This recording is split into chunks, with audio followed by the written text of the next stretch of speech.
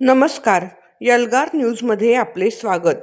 आरग येथे 7 मार्च रोजी छत्रपती शिवाजी महाराज महाराजस्व समाधान शिबिरास उत्स्फूर्त प्रतिसाद. सामान्यांच्या अडीअडचणी सोडवण्यासाठी आणि शासकीय योजनांचा लाभ थेट जनतेपर्यंत पोहोचवण्यासाठी आरग तालुका मिरज येथे छत्रपती शिवाजी महाराज महाराजस्व समाधान शिबिर आयोजित करण्यात आले होते. या शिबिरात महसूल विभागासह इतर अनेक शासकीय विभागांचे स्टॉल्स होते. त्यामध्ये प्रामुख्याने प्रलंबित फेरफार निकालात काढणे आणि अभिलेख दुरुस्ती मदत कक्ष, लोकसेवा हक्क कायद्याअंतर्गत तात्काळ सेवा, अकृषक येणे परवानगी व सुधारणांबाबत मार्गदर्शन, मोजणी, ॲग्रिस्टॅग आणि PM किसान योजनेचे प्रश्न, तक्रार निवारण प्रणालीद्वारे समस्यांचे निराकरण, प्राथमिक आरोग्य तपासणी, आयुष्यमान भारत कार्ड आणि वयोश्री योजना कार्ड नोंदणी व वाटप, ग्रामविकास विभाग, जन्म मृत्यू दाखले व इतर प्रशासकीय दाखले, विविध योजनांसाठी अर्ज स्वीकृती आणि लाभ वाटप, नवीन रेशन कार्ड नावे कमी करणे किंवा वाढवणे आणि ऑनलाईन नोंदणी, आधार कार्ड नोंदणी, दुरुस्ती आणि प्रिंट वाटप इत्यादी कार्यक्रम पार पडले. या कार्यक्रमासाठी प्रांताधिकारी उत्तम दिघे साहेब, तहसीलदार डॉक्टर अपर्णा मोरे धुमाळ मॅडम, वेगवेगळ्या खात्यांचे अधिकारी तसेच आरगसह लक्ष्मीवाडी, लिंगणूर, खटाव, जानराववाडी, संतोषवाडी आदी गावचे सरपंच, उपसरपंच, ग्रामस्थ मोठ्या संख्येने उपस्थित होते.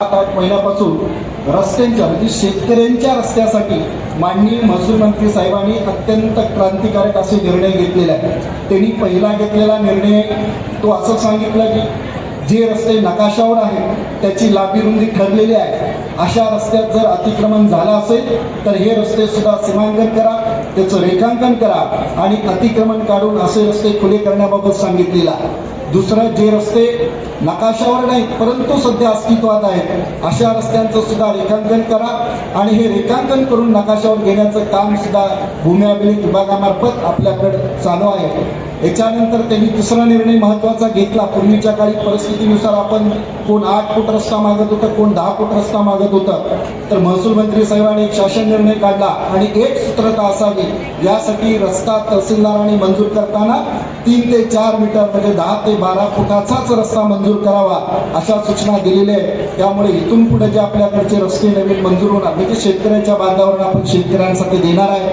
त्याची रुंदी 10 ते 12 फूट असणार. नुसतं शेतकऱ्यांना म्हणजे आज तुम्ही गाव सोडलं, आरगवरून तुम्ही मिरजला जाण्यासाठी तुम्हाला डांबरी रस्ते उपलब्ध आहे, पण शेतकरी हा शेतामध्ये राहतो, त्याला रात्री अपरात्री शेतामध्ये जावं लागतं आणि त्यावेळेला त्या रस्ता त्याला चांगल्या पद्धतीचा असला पाहिजे. पावसाळ्यामध्ये रस्त्यावर चिखल झाल्यामुळं काही शेतकऱ्यांचा माल शेताबाहेर काढता आला नाही, म्हणून शेतकऱ्यांना नुकसान होऊ शकतं. म्हणून माननीय मुख्यमंत्री आणि माननीय महसूल मंत्री साहेबांनी मुख्यमंत्री बळीराजा शेतपानंद रस्ता नावाची एक योजना सुरू केलेली आहे की शेतकऱ्यांच्या शेतामध्ये जाणारा रस्ता हा पक्का तयार करण्याचा निर्णय शासनाने घेतलेला आहे. याच्यासाठी स्वतंत्र शीर्षकहेड तयार करून याला एक विधानसभेच्या न्याय एक समिती स्थापन केलेली आहे. त्या विधानसभेचे आमदार हे त्याचे अध्यक्ष आहेत आणि सर्व शासकीय यंत्रणेसह बनवलेले आहे.